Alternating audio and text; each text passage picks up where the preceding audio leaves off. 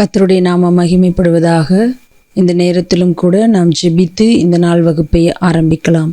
எங்கள் அன்பின் தேவனாகிய கர்த்தாவே, அப்பா, இந்த நாளுக்காக நாங்கள் உமக்கு நன்றி செலுத்துகிறோம். நீர் எங்களுக்கு தந்தருளின உம்முடைய வார்த்தைக்காக நன்றி செலுத்துகிறோம் ஆண்டவரே. அப்பா, உம்முடைய வார்த்தைகளை நாங்கள் கற்றுக்கொள்வதற்காக கூடியிருக்கிறோம். நீர் இந்நாள் வரைக்கும் எங்களோடு கூட இருந்து எங்களை வழிநடத்தி வருகிறீர். அதற்காக நன்றி செலுத்துகிறோம். தொடர்ந்து நாங்கள் உம்முடைய வார்த்தைகளை கற்றுக்கொள்ளவும் அதின்படி நடக்கவும், நீர் எங்களுக்கு கொடுத்ததான உம்முடைய வார்த்தையின் மகத்துவத்தை புரிந்து கொண்டவர்களாய் செயல்படவும் நீர் எங்களுக்கு உதவி செய்ய வேண்டுமாய் ஜெபிக்கிறோம். எங்களை தாழ்த்துகிறோம், உம்முடைய கரத்தில் அர்ப்பணிக்கிறோம். இன்ப இயேசுவின் நாமத்தில் ஜெபிக்கிறோம் பிதாவே, ஆமேன், ஆமேன். நம்ம கடந்த வாரத்தில் யோவான் சுவிசேஷத்தை பார்த்து முடித்திருக்கிறோம். 4 சுவிசேஷங்களையும் குறித்து ஒரு கண்ணோட்டம். மத்தேயு, மார்க்கு, லூக்கா, யோவான் 4 சுவிசேஷங்களையும் நாம் பார்த்திருக்கிறோம். இந்த நாளிலும் கூட இந்த 4 சுவிசேஷங்களிலும் நாம் முக்கியமான காரியங்கள் எல்லாமே பார்த்தோம். ஆனால் 4 சுவிசேஷங்களிலும் காணப்படுகிறதான அற்புதங்கள், உவமைகள், அவைகளை நம்ம ஒரு சில சம்பவங்கள், ஒரு சில உவமைகள் மாத்திரம்தான் நம்ம பார்த்தோம். இந்த சுவிசேஷத்தில் மாத்திரம் காணப்படுகிறதான உவமைகள், அல்லது இந்த சுவிசேஷத்தில், அதாவது யோவான் சுவிசேஷத்தை நம்ம எடுத்துக்கொள்ளும் பொழுது அதிலே மிக குறைவான அற்புதங்கள் தான் குறிப்பிடப்பட்டிருக்கிறது என்று சொல்லி அவைகளை மாத்திரம் நாம் பார்த்தோம்.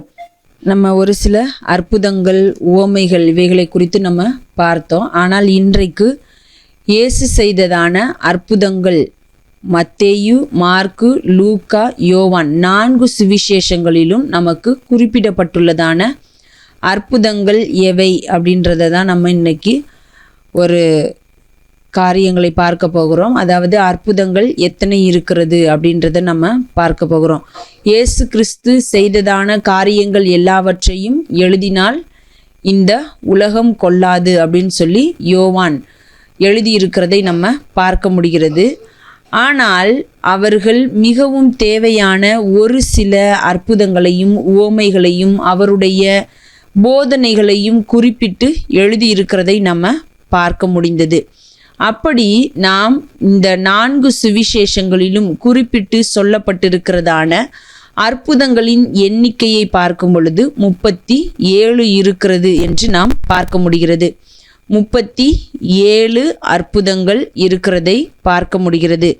அதிலே கால வரிசைப்படி, அதாவது இந்த அற்புதத்திற்கு பிற்பாடு இந்த அற்புதம் இந்த பகுதியிலே நடந்திருக்கிறது அப்படின்னு சொல்லி ஒரு கால வரிசைப்படி எழுதியிருக்கிறார்கள். ஆனால் நமக்கு வேதத்திலே சொல்லப்பட்டிருக்கிறது என்று பார்க்கும் பொழுது முதல் 2 அற்புதங்களும், இது முதலாவது அற்புதம், இது 2வது அற்புதம் என்று சொல்லப்பட்டிருக்கிறதை பார்க்கிறோம். அதற்கு பிற்பாடு நம்ம பார்க்கும் பொழுது இயேசு கிறிஸ்து உயிர்த்தெழுந்ததற்கு பிற்பாடு செய்த ஒரு அற்புதம் இருக்கிறது. இந்த 3 அற்புதங்களும் தான் நமக்கு தெளிவாக எப்பொழுது செய்யப்பட்டது என்று சொல்லப்பட்டிருக்கிறது. ஆனால் மற்ற அற்புதங்கள் நமக்கு இந்த காலகட்டத்திலே இப்பொழுது இது இத்தனாவது அற்புதமாக செய்யப்பட்டது என்றெல்லாம் சொல்லப்படவில்லை. அது மாத்திரமல்லாமல் நம்ம வேதத்தில் வாசிக்கிறபடி எல்லா காரியங்களும் நமக்கு சொல்லப்படவும் இல்லை. நம்ம ஒரு சில இடத்துல இந்த 4 சுவிசேஷங்களிலும் வாசிக்கும் பொழுது ஒரு விஷயத்தை வாசிக்க முடியும். என்னவென்று சொன்னால், சூரியன் அஸ்தமிக்கிறதான வேளையிலே, அந்த நேரத்திலே அநேக வியாதியஸ்தர்களை இயேசுவினிடத்தில் கொண்டு வந்தார்கள். அவர்கள் எல்லாரையும் சுகமாக்கினார் என்றெல்லாம் நாம் வாசிக்கிறோம். அப்போது அதில் எத்தனை வியாதியஸ்தர்கள் சுகமானார்கள், அவர்கள் யார், அவர்கள் எந்த பகுதியை சேர்ந்தவர்கள் என்றெல்லாம் சொல்லி நமக்கு எந்த ஒரு குறிப்புகளும் கொடுக்கப்படவில்லை.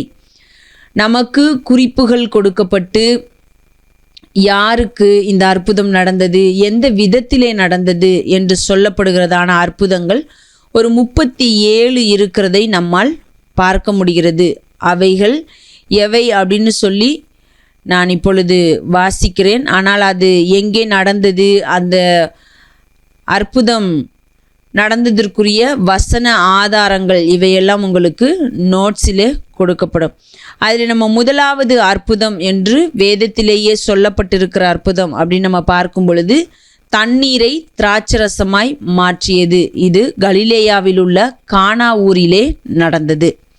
இரண்டாவது அற்புதம் என்று சொல்லப்பட்டிருக்கிறது, ராஜாவின் மனுஷனுடைய குமாரனை சொஸ்தமாக்கினார். இது கலிலேயாவில் உள்ள கப்பர்நகூமில் நடந்த ஒரு அற்புதம். மூன்றாவதாக அசுத்த ஆவியுள்ள மனுஷனை விடுதலையாக்கினார். இதுவும் கலிலேயாவில் உள்ள கப்பர்நகூமில் நடந்த அற்புதம். பேதுருவின் மாமியை சுகமாக்கினார். இது கலிலேயாவில் உள்ள கப்பர்நகூமில் நடந்த அற்புதம். ஐந்தாவதாக பிசாசுகளை துரத்தி அநேக வியாதியஸ்தர்களை சுகமாக்குதல். கலிலேயாவில் உள்ள கப்பர்நகூமில் நடந்த அற்புதம். இப்போ இந்த இடத்துல எத்தனை பேருக்கு எந்தெந்த விதத்திலே என்றெல்லாம் நமக்கு தெரியாது. ஆனால் மத்தேயு, மார்க்கு, லூக்கா 3 சுவிசேஷகர்களும் இந்த பகுதியை குறிப்பிட்டு எழுதுகிறார்கள். அவர்கள் சொல்லும் பொழுது அநேகம் பிசாசு பிடித்திருந்தவர்களுக்கு அவர் விடுதலை கொடுத்ததையும் அதே நேரத்திலே வியாதியஸ்தர்களை சுகமாக்கினார் என்று சொல்லியும் அந்த இடத்திலே சொல்லப்பட்டிருக்கிறதை நாம் பார்க்கிறோம். அடுத்ததாக ஆறாவதாக நாம் பார்க்க முடிகிறது, வலைகள் கிழிந்து போகத்தக்க மீன்களை பிடித்தார்கள். இது கலிலேயா கடலில் நடந்த அற்புதம். குஷ்டரோகியை சுத்தமாக்கினார். கலிலேயாவில் நடந்த அற்புதம். 100க்கு அதிபதியின் வேலைக்காரனை குணமாக்கினார். கலிலேயாவில் உள்ள கப்பர்நகூமில் நடந்த அற்புதம். கூரை பிரித்து இறக்கப்பட்ட திமிர்வாதக்காரனை சுகமாக்கினார். கலிலேயாவில் உள்ள கப்பர்நகூமில் நடந்த அற்புதம். சூம்பின கையையுடைய மனுஷனை குணமாக்கினார். இதுவும் கலிலேயாவில் உள்ள கப்பர்நகூமில் நடந்த அற்புதம். நாயினூர் விதவையின் மகனை உயிரோடு எழுப்பினார். இது நாயின் என்று சொல்லப்படுகிற ஊரிலே நடந்த ஒரு அற்புதம். இயேசு கடலை அதட்டி அமைதிப்படுத்துதல். கெனசரேத்து கடல். இயேசு பிசாசுகளை பன்றிகளுக்குள் போக பண்ணுதல். இது கெதரேனருடைய நாட்டில் இருந்த ஒரு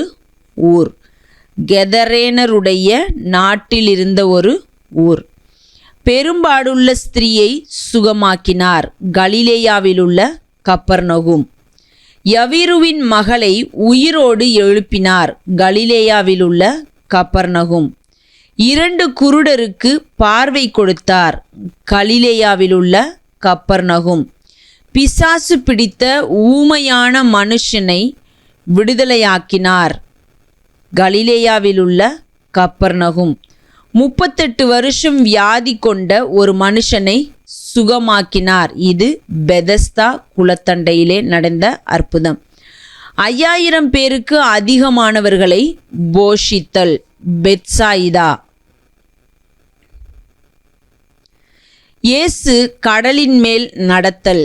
கலிலேயா கடல். இயேசுவின் வஸ்திரத்தை தொட்டு அநேகர் சுகமானார்கள். கெனசரேத். சிரோபேனிக்கேயா ஸ்திரீயின் மகளை பிசாசின் பிடியிலிருந்து சுகமாக்கினார். இது சிரோபேனிக்கேயா அல்லது கானானிய ஸ்திரீயின் மகளை பிசாசின் பிடியிலிருந்து சுகமாக்கினார். தீரு சீதோன் எல்லையில் நடந்த ஒரு அற்புதம். செவிடும் ஊமையுமானவனை சுகமாக்கினார். தெக்கபோலி. 4000 பேருக்கு அதிகமானவர்களை போஷித்தல். கலிலேயா. குருடனை சுகமாக்குதல். பெத்சாயிதா. பிறவி குருடனுக்கு பார்வை தந்தார். எருசலேம். அசுத்த ஆவி பிடித்த மகனை விடுதலையாக்கினார். எர்மோன் மலையின் அடிவாரத்தில். மீனின் வாயில் வெள்ளிப்பணம். கலிலேயாவில் உள்ள கப்பர்நகூம். பிசாசு பிடித்த குருடும் ஊமையுமான மனுஷனை விடுதலையாக்கினார். யூதேயா. 18 வருஷமாய் நிமிர முடியாத கூனியை சுகமாக்கினார். யூதேயா. ஓய்வு நாளில் நீர்க்கோவை வியாதியுள்ள ஒரு மனுஷனை சுகமாக்கினார். பெரேயா 10 குஷ்டரோகிகளை சுத்தமாக்கினார். சமாரியாவின் எல்லை. லாசருவை உயிரோடு எழுப்புதல். பெத்தானியா. பர்த்திமேயு குருடனின் கண்களை திறந்தார். எரிகோ. சபிக்கப்பட்ட அத்திமரம். ஒலிவமலை. பிரதான ஆசாரியனின் வேலைக்காரனுடைய காதை ஒட்ட வைத்தார். அதாவது மல்கூஸ் என்று சொல்லப்படுகிறவனுடைய காதை ஒட்ட வைத்தார். கெத்சமனே. 153 பெரிய மீன்களை பிடித்த அற்புதம். திபேரியா கடல். அப்போது இந்த 37 அற்புதங்களும் எந்த பகுதியிலே நடந்தது அப்படின்றத நம்ம பார்க்குறோம். அதாவது 37இல் 35 அற்புதங்கள் எந்த மனிதருக்கு அல்லது யாருக்கு, எந்த கூட்டத்தாருக்கு, எப்படிப்பட்ட விதத்திலே நடைபெற்றது என்பதை நம்ம பார்க்குறோம். ஆனால் 2 அற்புதங்கள் இதிலேயே நம்ம பார்க்குறோம். அநேகருக்கு நடந்த அற்புதமாக குறிப்பிடப்பட்டுள்ளது. அது மாத்திரம் இல்லாமல் இன்னும் அநேக அற்புதங்கள் நடந்திருக்கிறது. அவைகள் நமக்கு சொல்லப்படவில்லை. ஆனால் இந்த 4 சுவிசேஷங்களிலும் நமக்கு சொல்லப்பட்டிருக்கிற அற்புதங்களின் எண்ணிக்கை 37. அடுத்ததாக நாம் பார்க்கும் பொழுது இயேசு கிறிஸ்து உரைத்த, சொல்லிய, போதித்த உவமைகளை குறித்து நம்ம பார்க்க முடிகிறது. அந்த உவமைகள் எத்தனை இருக்கிறது அப்படின்றத நம்ம இப்பொழுது பார்க்கலாம். இயேசு கிறிஸ்து உவமைகளின் வாயிலாக போதித்தார் அப்படின்றத நம்ம பார்க்க முடிகிறது. அது ஒரு தீர்க்க தரிசனத்தின் நிறைவேறுதலாக இருந்தது என்று சொல்லியும் நம்ம பார்க்குறோம். அப்படிப்பட்ட உவமைகள் என்னென்ன அப்படின்றத தான் நம்ம இப்போ பார்க்க போகிறோம். இயேசு கிறிஸ்து போதித்த, உரைத்த உவமைகள் என்று நம்ம பார்க்கும் பொழுது ஒரு 39 உவமைகள் இருக்கிறதை பார்க்க முடிகிறது. அவைகள் என்னென்ன அப்படின்றத பார்க்கலாம். 1, விளக்கை மரக்காலின் கீழ் வைக்க மாட்டார்கள். 2, கன்மலையின் மேல் அல்லது மணலின் மேல் கட்டப்பட்ட வீடு. 3, புதிய வஸ்திரத்தை பழையதோடு இணைக்க மாட்டான். 4, புது திராட்சரசத்தை பழந்துருத்திகளில் வார்க்க மாட்டார்கள். 5, விதை விதைக்கிறவன் உவமை. 6, களை உவமை. 7, கடுகு விதை. 8, புளித்த மாவு. 9, மறைக்கப்பட்ட பொக்கிஷம். 10, முத்து, விலையுயர்ந்த முத்து. 11, பெரிய வலை. 12, காணாமற் போன ஆடு. 13, மன்னிக்காத வேலைக்காரன். 14, திராட்சை தோட்டத்தில் வேலைக்காக அழைக்கப்பட்டவர்கள். 15, 2 குமாரர்கள். 16, பொல்லாத திராட்சை தோட்டக்காரர். 17, கல்யாண விருந்து. 18, அத்திமரம். 19, புத்தியுள்ள மற்றும் புத்தி இல்லாத கன்னிகைகள். 20, தாளந்து. 21, வளரும் விதை. 22, உக்ரானக்காரனுடைய ஒரு உவமை. அடுத்ததாக நம்ம இது ஏற்கனவே பார்த்துருக்குறோம். என்ன அப்படின்னு சொன்னால், லூக்கா சுவிசேஷத்தில் மட்டும் காணப்படுகிறதான ஒரு சில உவமைகள். அவை என்னென்ன அப்படின்றத இப்பொழுதும் கூட நம்ம ஒரு முறை பார்க்கலாம். கடன் கொடுத்தவரும் 2 கடனாளிகளும். 24, நல்ல சமாரியன். 25, இக்கட்டில் நண்பன். 26, புத்தியில்லாத அல்லது மதிகேடனான ஐஸ்வர்யவான். 27, விழிப்புள்ளவனாயிருக்கிற ஊழியக்காரன். 28, உண்மையான ஊழியக்காரனும் தீமையான ஊழியக்காரனும். 29, கனி கொடாத அத்திமரம். 30, பெரிய விருந்து. 31, கோபுரம் கட்டுகிறவனும் யுத்தம் செய்ய போகிற ராஜாவும். 32 காணாமற் போன வெள்ளிக்காசு. 33 காணாமற் போன இளைய குமாரன். 34 அநீதியுள்ள உக்கிரானக்காரன். 35 ஐஸ்வர்யவானும் லாசருவும். 36 அப்பிரயோஜனமான ஊழியக்காரர். 37 பிடிவாதமாய் நியாயம் கேட்ட விதவை. 38 பரிசேயன் ஆயக்காரன் ஜெபம். 39 ராத்தல் திரவியங்கள் என்று சொல்லப்பட்டதான உவமை. ஓகே, அப்போ நம்ம என்னென்ன உவமைகள், என்னென்ன அற்புதங்கள் இயேசுவால் செய்யப்பட்டது அல்லது இயேசுவால் போதிக்கப்பட்ட உவமைகளும் இயேசு செய்த அற்புதங்களுமாக நமக்கு 4 சுவிசேஷங்களிலும் கூறப்பட்டுள்ளதை நம்ம இப்பொழுது பார்த்திருக்கிறோம். இப்போ 4 சுவிசேஷங்களிலும் நாம் பார்க்கும் பொழுது 3 சுவிசேஷங்கள் இயேசு கிறிஸ்துவினுடைய சீஷர்களுடைய பெயர்கள், அதாவது 12 அப்போஸ்தலர்களுடைய பெயரை குறிப்பிட்டிருக்கிறதை நாம் வாசிக்க முடிகிறது.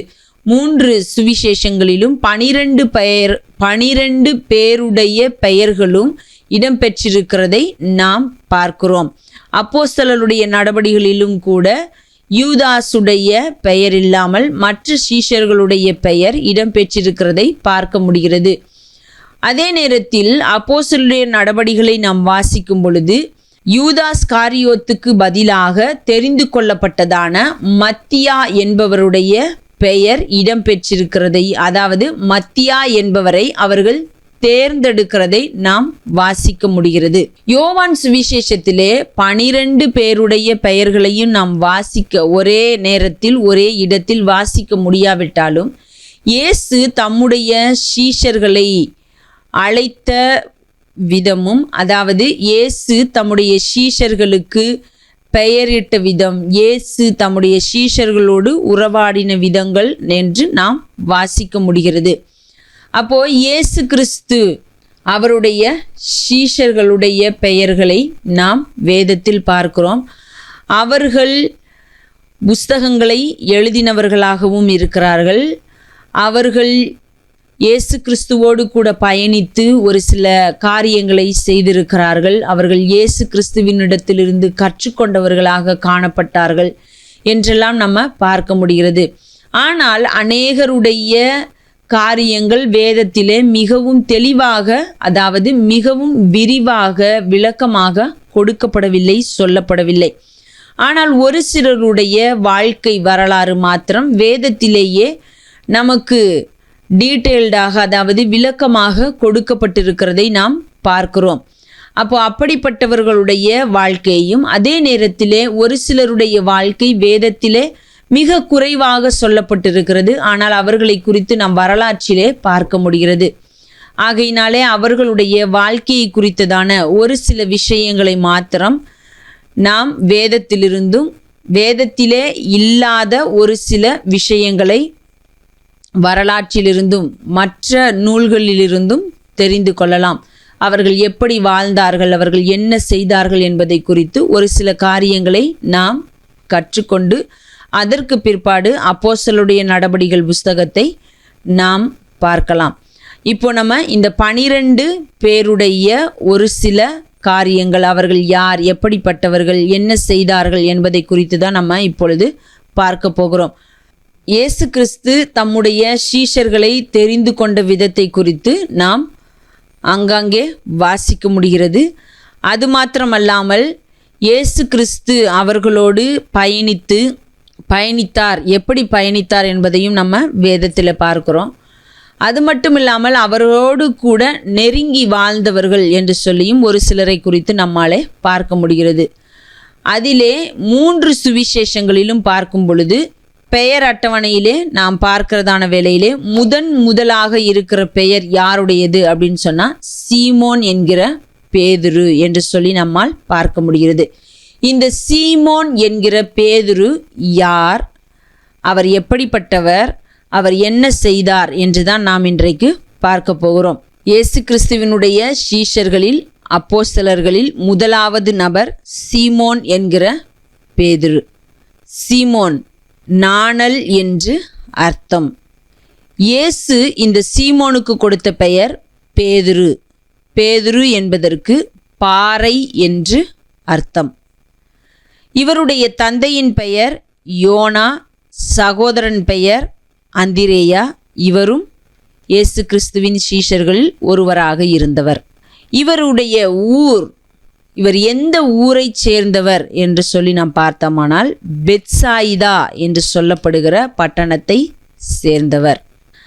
ஆனால் இவர்கள் அதிகமாக வசித்தது எந்த ஊரிலே இருந்து தொழில் செய்தார்கள் என்று சொல்லி நாம் பார்த்தோமானால் கப்பர்நகூம் என்று சொல்லப்படுகிற பகுதியில் இருந்து தொழில் செய்தார்கள், அந்த ஊரிலே வசித்தார்கள் என்று நாம் பார்க்க முடிகிறது. இவருடைய ஊர் பெத்சாயிதா என்று சொல்லப்படுகிற பட்டணம். இவர்கள் தொழில் செய்வதற்காகவும் வசிப்பதற்காகவும் தெரிந்து கொண்ட பட்டணமாக இருந்தது கப்பர்நகூம் என்று சொல்லப்படுகிற பட்டணம். அடுத்ததாக நாம் பார்க்கும் பொழுது இவர் இயேசு கிறிஸ்துவின் 12 சீஷர்களில் அப்போஸ்தலர்களில் ஒருவர் என்று நாம் பார்க்க முடிகிறது. இவருடைய தொழில் என்ன அப்படின்னு சொன்னால், அதாவது இயேசு கிறிஸ்து இவரை அழைப்பதற்கு முன்பதாக இவர் செய்த தொழில் என்ன அப்படின்னு பார்த்தோமானால் மீன் பிடிக்கிற தொழில். மீன் பிடிக்கிறவராக இருந்தார். இவர் ஒரு மீனவர் என்று நாம் பார்க்கிறோம். இவருக்கு பரம அழைப்பு கிடைத்தது. இயேசு கிறிஸ்து இவரை அழைக்கிறார். இவரும் இவருடைய சகோதரனும் மீன் பிடித்து கொண்டிருக்கிறார்கள். அப்பொழுது இயேசு கிறிஸ்து இவர்களை அழைக்கிறார். அப்படி அழைத்ததை நாம் மத்தேயு 4ஆம் அதிகாரம் 19ஆம் வசனத்திலே வாசிக்கிறோம். அங்கே இயேசு கிறிஸ்து இவரிடத்தில் சொன்ன ஒரு வார்த்தை என்ன அப்படின்னு சொன்னால், நான் உன்னை மனுஷரை பிடிக்கிறவர்களாக்குவேன், நான் உங்களை மனுஷரை பிடிக்கிறவர்களாக்குவேன். அதாவது இவரையும் இவருடைய சகோதரரையும் இயேசு தம்மை பின்பற்றும்படியாக அழைக்கிறார். ஆகையினால அங்கே சொல்லப்படுகிறது, நான் உங்களை மனுஷரை பிடிக்கிறவர்களாக்குவேன் என்று சொல்லி அவர்களை அழைக்கிறார். இவரும் இவருடைய சகோதரனும் இயேசு கிறிஸ்துவை பின்பற்றுகிறார்கள் என்று நாம் பார்க்க முடிகிறது. அதே நேரத்திலே இவருடைய பரம அழைப்பின் காரியத்தில் பார்க்கும் பொழுது முதலாவது இயேசு கிறிஸ்து இவரை சீஷனாக அவரை பின்பற்றுவதற்கு அழைக்கிறதான அழைப்பு, மனுஷரை பிடிக்கிறவர்களாக்குவேன். அடுத்ததாக நம்ம கலாத்தியர் 2ஆம் அதிகாரம் 7ஆம் வசனத்திலே பார்க்கிறோம், இவர் விருத்த சேதனம் உள்ளவர்களுக்கு அப்போஸ்தலனாக இருந்தார். இவரை குறித்து நம்ம பார்க்கிறோம், இவர் விருத்த சேதனம் உள்ளவர்களுக்கு அப்போஸ்தலராக இருந்தார் என்று நம்ம பார்க்கிறோம். மத்தேயு 16ஆம் அதிகாரம் 18ஆம் வசனத்திலே நாம் பார்க்க முடிகிறது. என்ன அப்படின்னு சொன்னால், இயேசு கிறிஸ்து இவரிடத்தில் சொல்லுகிறார், இந்த கல்லின் மேல் என் சபையை கட்டுவேன் என்று சொல்லுகிறதான ஒரு விஷயத்தை நம்ம பார்க்க முடிகிறது. அடுத்ததாக நம்ம பார்க்கும் பொழுது இவர் இயேசு கிறிஸ்துவை 3 முறை மறுதலித்த நபராக இருக்கிறார். இயேசு கிறிஸ்துவை 3 முறை மறுதலித்த ஒரு நபர் என்று சொல்லி நம்ம பார்க்கிறோம். அதே நேரத்திலே நாம் பார்க்கும் பொழுது இயேசுவோடு கூட மறுரூப மலையில் இருந்த 3 ஒருவர்.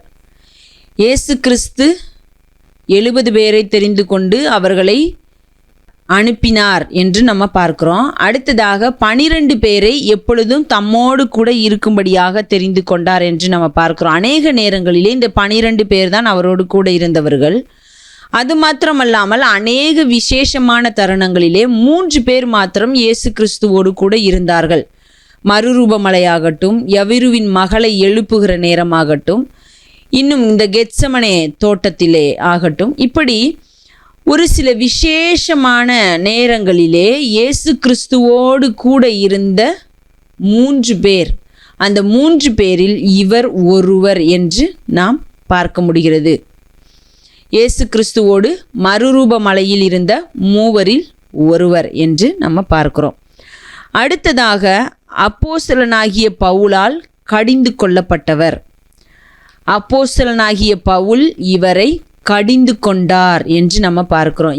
ஏன் அப்படின்னா, விருத்த சேதனம் பண்ணப்பட்ட யூதர்கள் வருகிறதற்கு முன்பதாக ஒரு மாதிரியும், அவர்கள் வந்த பிறகு அவர்களை பார்த்தவுடன் இவர் ஒரு மாதிரியும், அதாவது விருத்த சேதனம் பண்ணப்படாதவர்களோடு அமர்ந்து சாப்பிடுகிறார். ஆனால் இந்த விருத்த சேதனம் பண்ணப்பட்டவர்கள் வந்தவுடனே அவர்களுக்கு பயந்து இவர் மாய்மாலம் பண்ண ஆரம்பிக்கிறார். நான் அப்படிப்பட்டவன் அல்ல என்பதை போல காட்டிக்கொள்ளுகிறார்.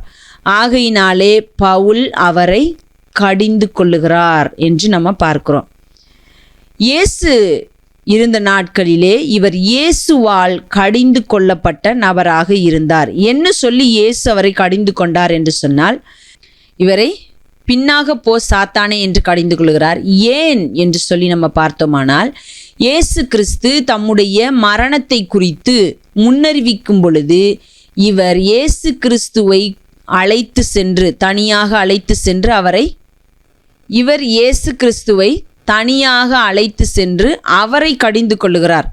நீர் இப்படியெல்லாம் சொல்லக்கூடாது, உமக்கு மரணம் வரக்கூடாது என்கிறதான விதத்திலே இயேசு கிறிஸ்துவோடு பேசுகிறார். ஆகையினால்தான் இயேசு இவரை பின்னாக போ சாத்தானே என்று சொல்லி கடிந்து கொள்ளுகிறதை நம்மால் பார்க்க முடிகிறது.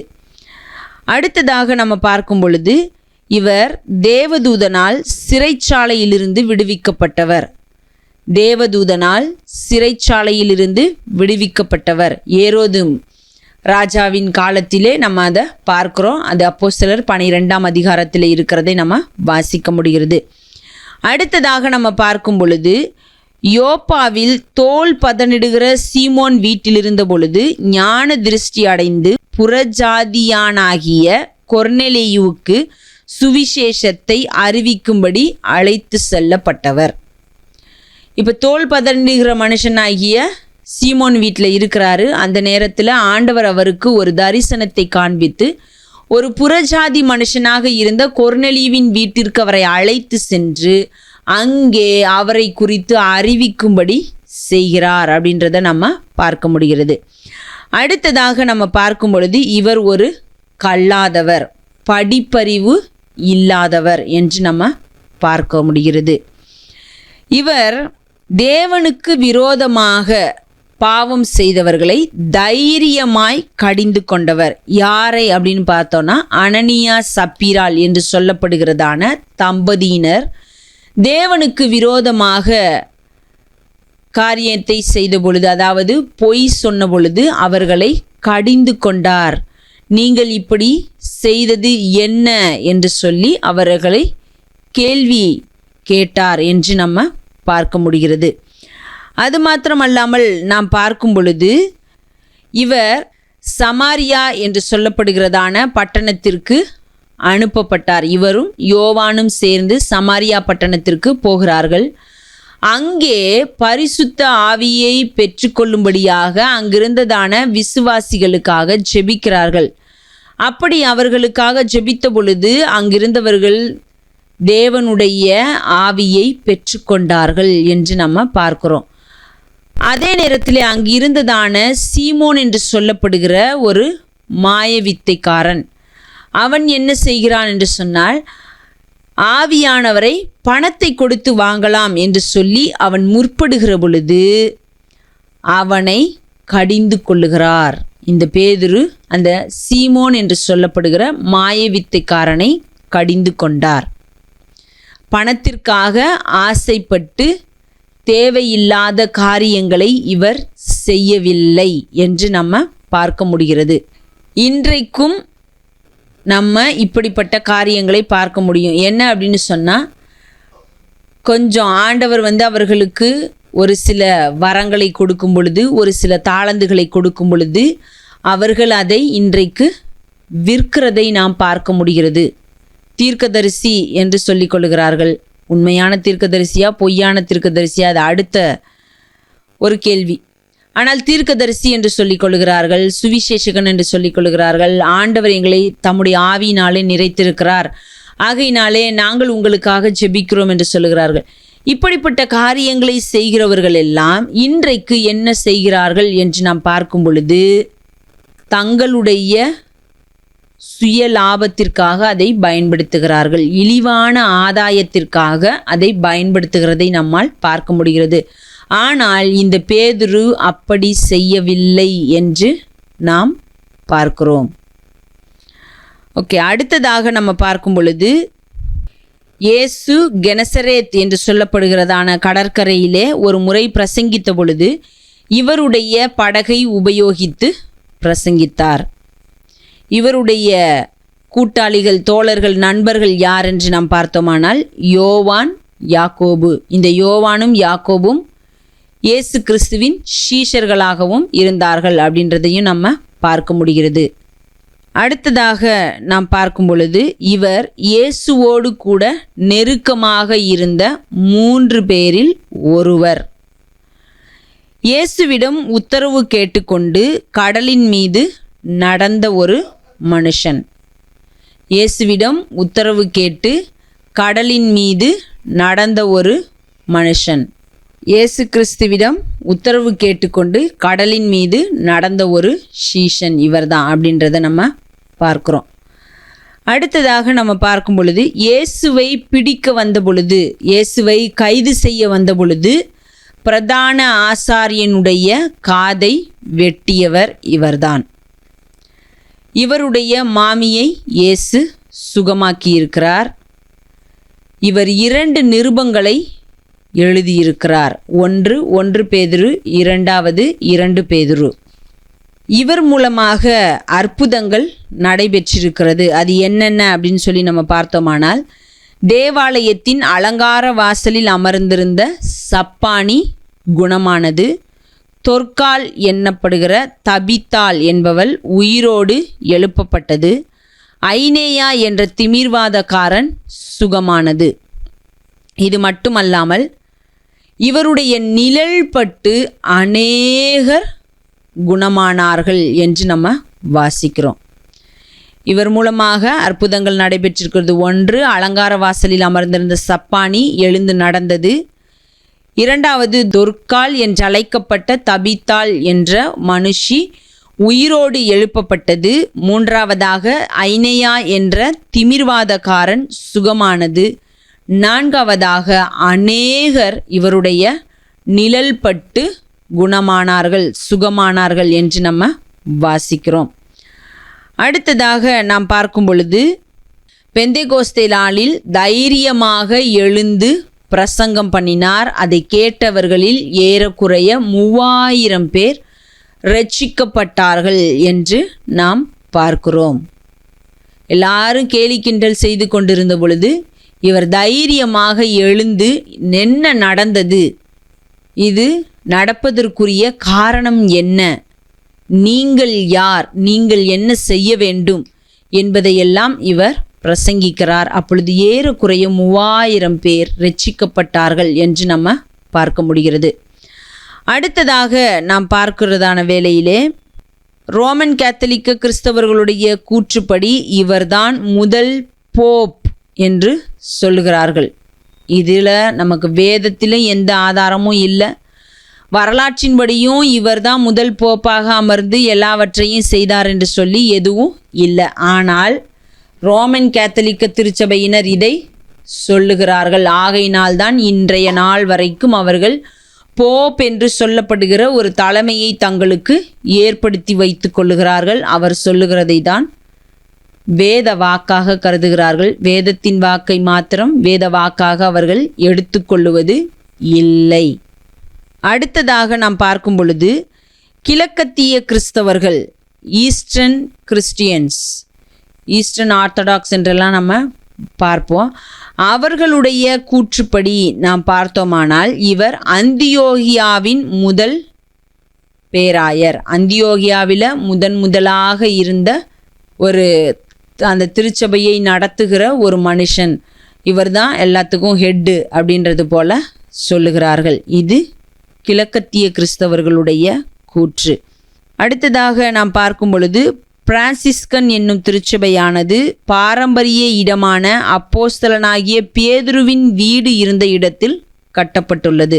ஒரு கணிப்பின்படி இதுதான் பேதுருவினுடைய வீடு இருந்த இடம் என்று கணிக்கிறார்கள். அந்த இடத்துல பிரான்சிஸ்கன் என்கிறதான ஒரு திருச்சபை கட்டப்பட்டிருக்கிறது என்று பார்க்க முடிகிறது. அடுத்ததாக நாம் பார்க்கும் பொழுது இவர் ரோம ஆட்சியின் காலத்தில் நீரோ மன்னனால் சிலுவையிலே தலைகீழாக அறையப்பட்டார். ரோம மன்னன் நீரோ என்பவர் இருந்ததான நாட்களிலே மிக பெரிய கொடுமைகள் நடந்தது. கிறிஸ்தவர்களுக்கு விரோதமாக அநேக காரியங்கள் செய்யப்பட்டது. அந்த நாட்களில்தான் நீரோ மன்னன் இருந்ததான நாட்களிலே அநேக கொடுமைகள் இழைக்கப்பட்டது அப்படின்றதெல்லாம் நம்ம பார்க்க முடியும். அந்த நாட்களில்தான் பேதுரு சிலுவையிலே அறையப்பட்டு தன்னுடைய ஜீவனை கிறிஸ்துவுக்காக ஈந்தார் அப்படின்றத பார்க்க முடியும். அதாவது கிறிஸ்துவின் நிமித்தம் தன்னுடைய ஜீவனை ஒரு துச்சமாக நினைத்து கிறிஸ்துவுக்காக இரத்த சாட்சியாக மரித்தார் அப்படின்றத நம்ம பார்க்க முடிகிறது. அப்போது இவர் எப்படிப்பட்டவர், யாருடைய நண்பன், யாருக்கு தோழனாக இருந்தார், எப்படி ஊழியம் செய்தார் அப்படின்றதெல்லாம் நம்ம பார்த்தோம். இப்படி தான் அவர் வாழ்ந்து தன்னுடைய ஜீவனை விட்டார் அப்படின்றத நம்ம பார்க்க முடிகிறது.